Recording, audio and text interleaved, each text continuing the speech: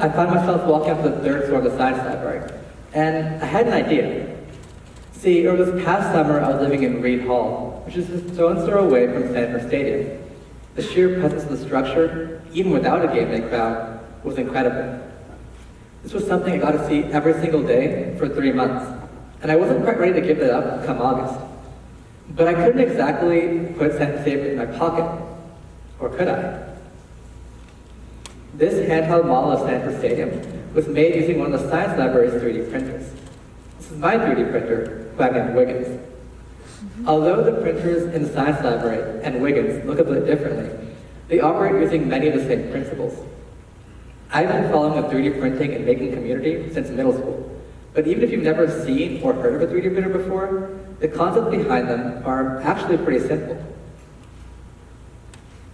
So, the basic workflow of any 3D printing project involves either creating or modifying a digital model. This digital model is input into a digital program called a slicer. The slicer converts your model into a series of X and Y coordinates, which the printer can then read. Once you feed these coordinates into your printer, the magic can begin. The material is heated up and deposited one 2D layer at a time until your full 3D model is complete. Within a week of practicing, remodeling, and having to attend class in between, I had my memento to take with me wherever I went. I didn't expect for anyone to take an interest in this project, and I certainly didn't expect for this to happen. One day, I was suddenly getting blasted by texts from my friends saying, "You need to check out what UJ just posted on their Instagram." People were excited about not only the model itself, but UJ was using the project to call to attention the importance of 3D modeling. So, what is a makerspace?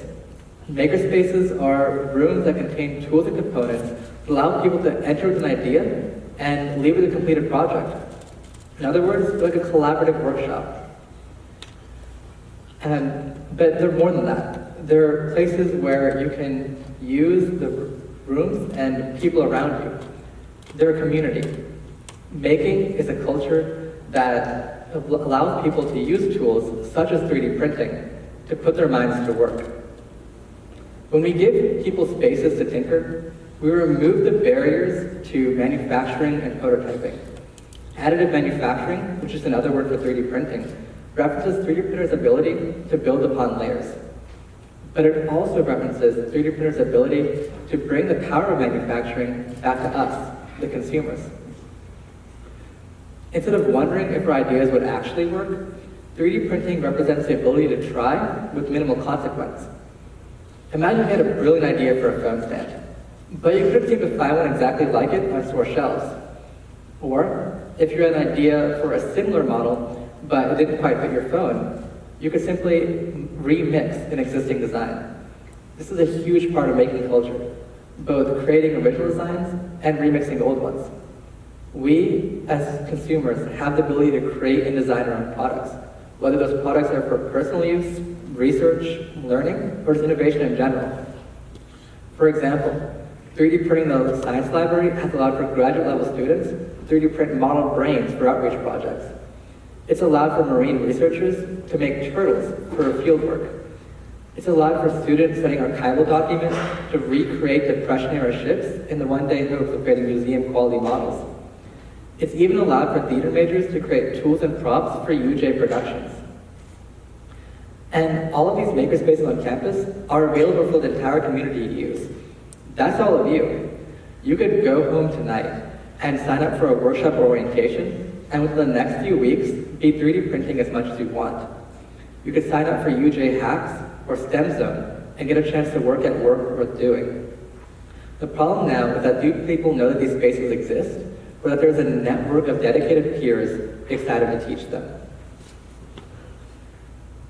So 3D printing is the ability to materialize creation freely and without restriction. It gives artists the medium to bring their mind's imagination into tangible pieces of art and innovation. Without makerspaces such as these that give people the means to make their ideas a reality, then innovation will stall.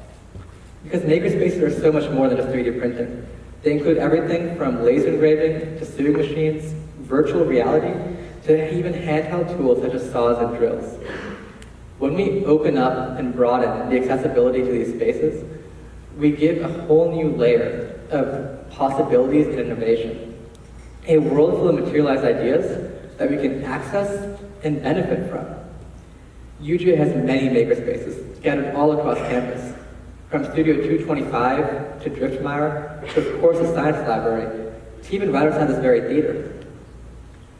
But what if everyone could access a makerspace, not just the UGA students? Could you imagine the amount of products that could and are being created? Everything from more advanced, more accessible prosthetics to even full houses. This is the impact that we can give to communities who can come together to innovate and solve the problems that are most applicable to them. Many of us grew up being told to chase our dreams, but I believe makerspaces are where we can stop chasing and instead make those ideas a reality. So all I have left to ask you is, what's your idea worth making?